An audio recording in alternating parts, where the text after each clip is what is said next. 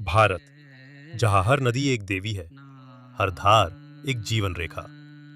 आज हम आपको ले चलेंगे एक ऐसे स्थल पर जहां आस्था, विज्ञान और इतिहास एक साथ प्रवाहित होते हैं। उज्जैनी का नर्मदा शिप्रा संगम। ये मेन जगह है। हाँ। शिप्रा का उद्गम स्थल इसी को बोलते हैं। ये है शिप्रा नदी का मूल स्थान, इंदौर, मध्य प्रदेश से मात्र 22 किलोमीटर की दूरी पर उज्जैनी के पास स्थित एक पवित्र पहाड़ी क्षेत्र शिप्रा, जिसका उल्लेख पुराणों में देवी रूप में हुआ है। इसी स्थल से वर्षा जल के माध्यम से जन्म लेती है।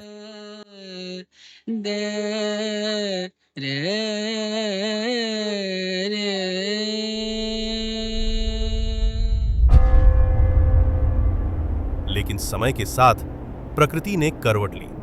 बारिश के बाद जल तो आता रहा, परंतु शेष समय शिप्रा की धारा सूखने लगी। यहाँ के जल स्तर 200-250 फीट नीचे चले गए। शिप्रा अब केवल मानसून की नदी बनकर रह गई थी। खाली दिवाली तक पानी रहता है। हाँ। उसके बाद पूरी नदी इस समय तक आषाढ़ महीने तक सूखी रहती है। अंडरग्राउंड पानी है, 200-250 फीट पे बोरिंग आज भी चल रहे हैं। भयंकर पानी है, पर ओपन नहीं है कोई कारणवश।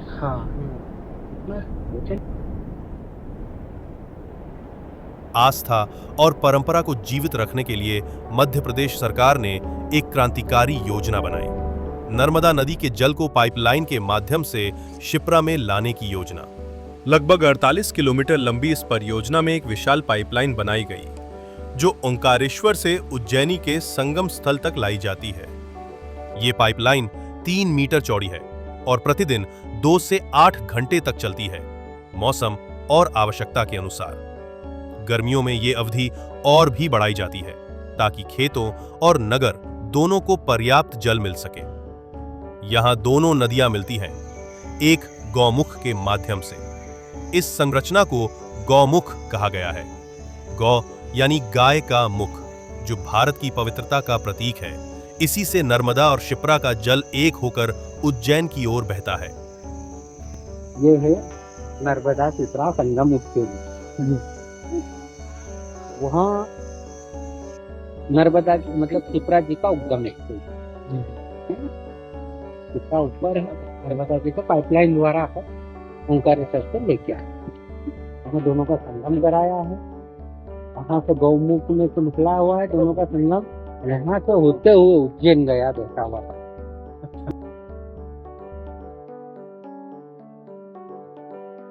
शिप्रा यहाँ से निकल गया, तो जैसे ही शिप्रा जा रही है उज्जैन, उसी में नर्मदा जी का पानी जा रहा है। शिप्रा जब निकली थी कोई कारणवश अंडरग्राउंड हो गई, मतलब 200-250 फीट नीचे है ना, ओपन नहीं है। बारिश के अलावा शिप्रा में पानी नहीं रहता, इसलिए नर्मदा जी को अपन ओंकारेश्वर से पाइपलाइन द्वारा लेके आए है ना। फिर उनका दोनों का वहाँ संगम कराया और वहाँ से गौमुख के जरिए पूरा घाट में से होते हुए उज्जैन गए। तो गौमुख किसको बोला गया है? गौमुख अपन ने जैसे गौ का मुख मतलब गाय का मुख जी।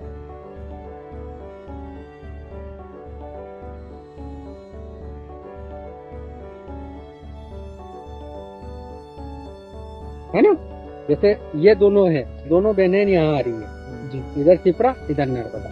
ये बारिश में चलती है, ये पूरे 8 महीने चलाते हैं जी, है ना। दोनों का यहाँ मिलन कराया, उसके आगे अपन ने वो लगाया मतलब गौमुख का एक गाय का मुख जैसा, उसमें से पानी जाता जी। तोड़ बनाने के कारण इसको थोड़ा घुमा जी। ये वेयर हाउस है, इसके पीछे वापस से खुला हुआ है।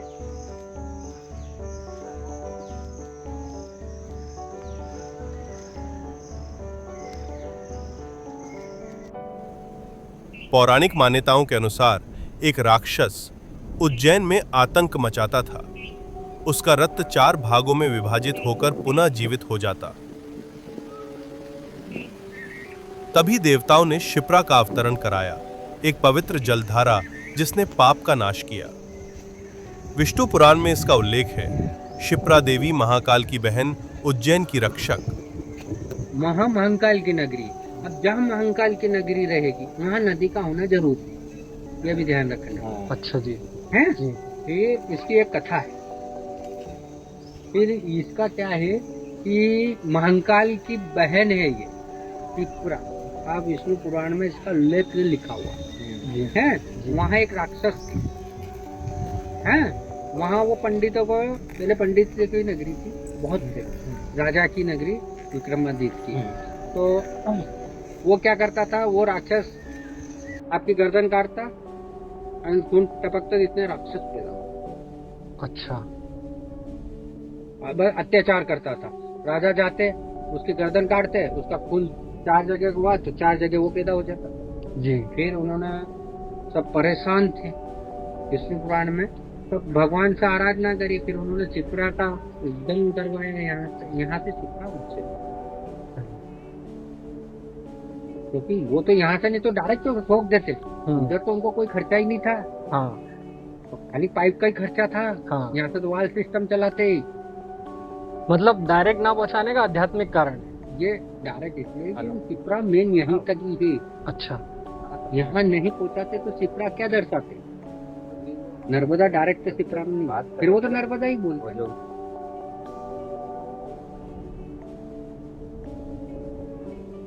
स्थानीय लोग बताते हैं कि पहले उज्जैन तक पानी इंदौर की कान्हा नदी या अन्य स्रोतों से लाया जाता था, फिल्टर करके। लेकिन यह प्रणाली स्थायी नहीं थी। सरकार ने भूगर्भीय अध्ययन कर यह तय किया कि उज्जैनी तक नर्मदा का जल लाना संभव और जरूरी है। यही कारण था कि आज हम ये पाइपलाइन और ये संगम देख पा रहे हैं।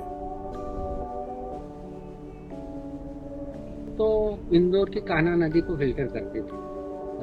वो सागर के पास कोई फिल्टर जी जी जी। तो इंदौर से कोई नदी से संपर्क में थे। अच्छा। वो भगवान कान्हा नदी थी जो वो कांसी नदी का पानी फिल्टर करके पहुंचाते थे। अच्छा। ये हमको भी सुनने में, अच्छा जी। क्योंकि डायरेक्ट नर्मदा उधर कोई भी नदी नहीं मिली।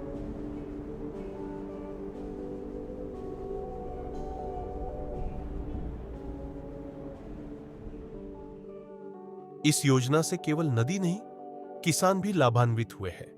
खेतों तक जल पहुंचाया जाता है नहरों के माध्यम से। यह सिंचाई प्रणाली अब जीवन का आधार बन चुकी है। कई स्थानों पर पाइपलाइन से जल सीधे शिप्रा में नहीं जाता, बल्कि खुले में बहने दिया जाता है, ताकि इसका प्राकृतिक स्वरूप बना रहे। महाकाल की नगरी उज्जैन, जहां यह संगम पहुंचता है, वहां इसका आध्यात्मिक महत्व चरम पर पहुंचता है। एक नदी जो देवी के रूप में पूजी जाती है, आज फिर से जीवन पा चुकी है। यह संगम केवल 2 नदियों का नहीं, यह संगम है परंपरा और प्रगति का, भूगोल और अध्यात्म का, जल और जीवन का। उज्जैनी का नर्मदा शिप्रा संगम एक यात्रा जो अतीत से होती हुई भविष्य तक जाती है। ये गौमुख के साथ है, ये दोनों का संगम हुआ। यहाँ से नर्मदा और नर्मदा आई है। वाह रे वाह। जो नर्मदा जी का, मैं आपको पाइप भी बता दूँ। ये देखो, ये तो है नर्मदा, ये प्लस पाइप नर्मदा और ये है चिपका जी। अच्छा। जब बारिश का पानी आएगा इससे चलेगा। अच्छा जी। है। अब ये जो नर्मदा जी का, यहाँ दोनों का संगम बोल दो, कुछ भी बोल। यहाँ से ये जो गौमुख है, इसमें दोनों नदियों का पानी और उज्जैन जा रहा। ये मेन पॉइंट है? ये दोनों का संगम है, जो मैंने आपको बताया था कि संगम। अच्छा। ये पाइप है त्रिपुरा जी का। अब बारिश में पानी आएगा तो इधर ही आएगा। अच्छा, बारिश में मतलब ये पहाड़ों का?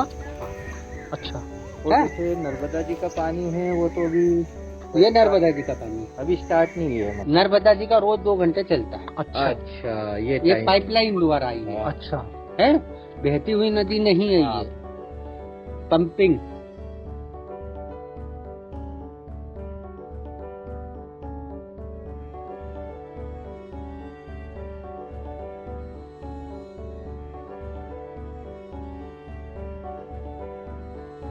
ये स्थान आज सिर्फ धार्मिक नहीं, एक सामाजिक केंद्र भी बन चुका है।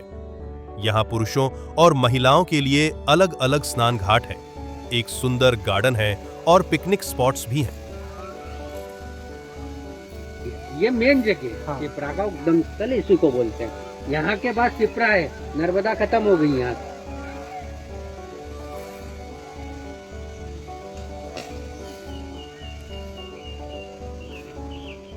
ये डॉक्यूमेंट्री उन सभी इंजीनियरों, धार्मिक विद्वानों, स्थानीय निवासियों और नेताओं को समर्पित है जिन्होंने इस योजना को साकार किया।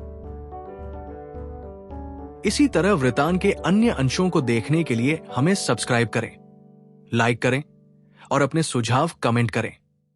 यहां हम लाते हैं असल जीवन से जुड़ी अनेकों कहानियां।